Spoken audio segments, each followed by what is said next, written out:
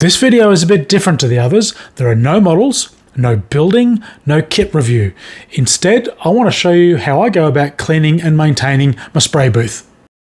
This is not necessarily the best way or what you should do, it's just what I do. You might do something different, and if you've got some suggestions or better ways of doing things, by all means, throw it in the comments below and let everyone know. Now, as you can see, this is the normal sort of booth that you can get at hobby stores or online.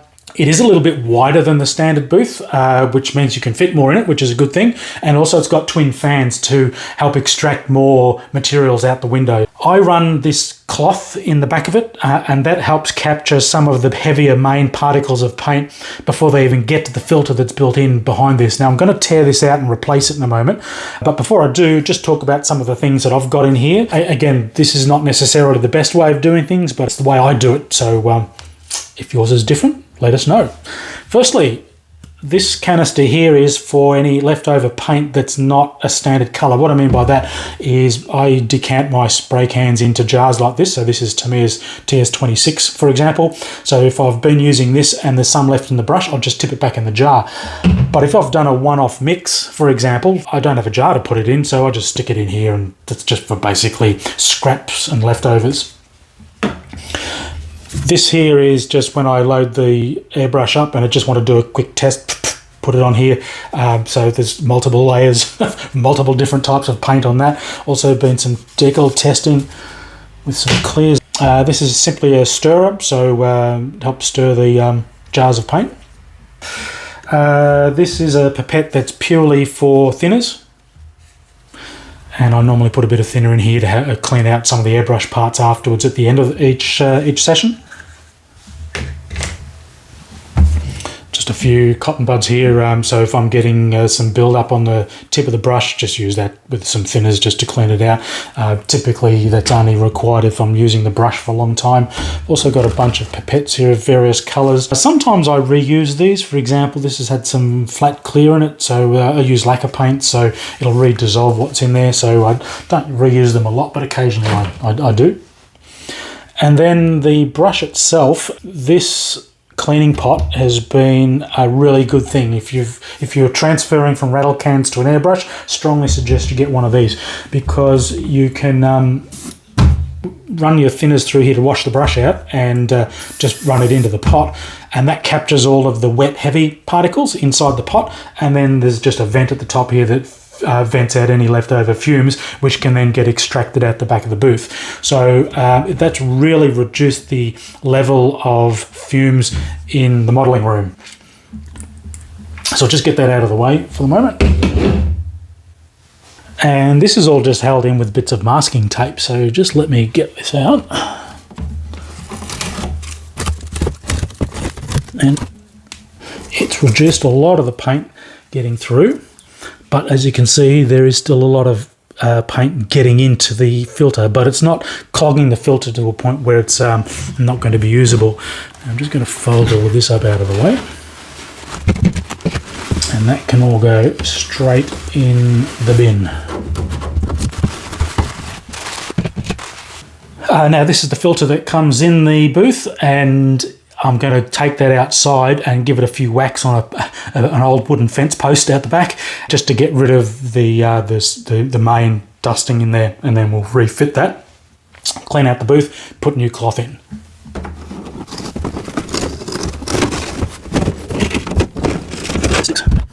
So we will carefully take that outside.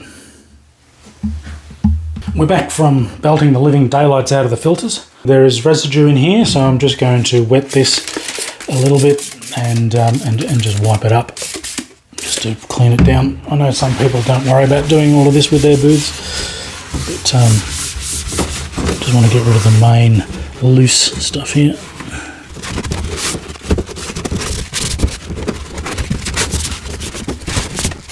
And then we'll put the filters back in.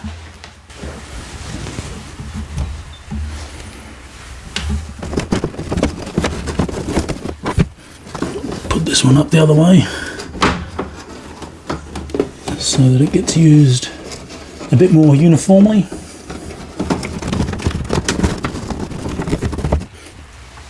And then we've got a new cloth to go over the top of it.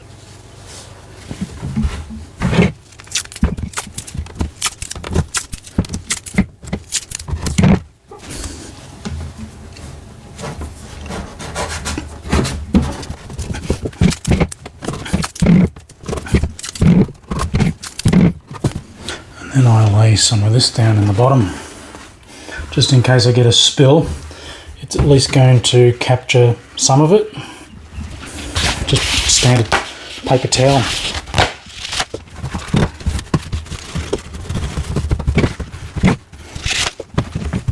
And again, just secure that with a bit of tape so it doesn't all get everywhere.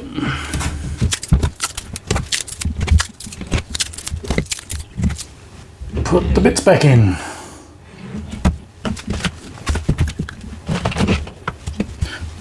And one more thing is where this gets vented. See here? It's where the paint gets onto the flywire. So I get the airbrush and blow that out. Don't go flicking it with your finger because it'll just come back at you. And I learnt that the hard way. Just blow it out.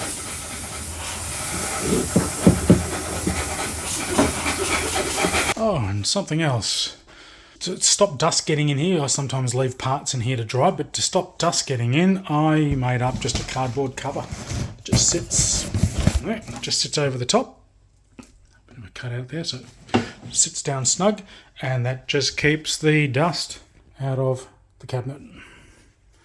And don't forget to turn it off. If you want to know more about the booth, go and check this video from when it was brand new. Also, visit the website or Facebook page for the latest build updates.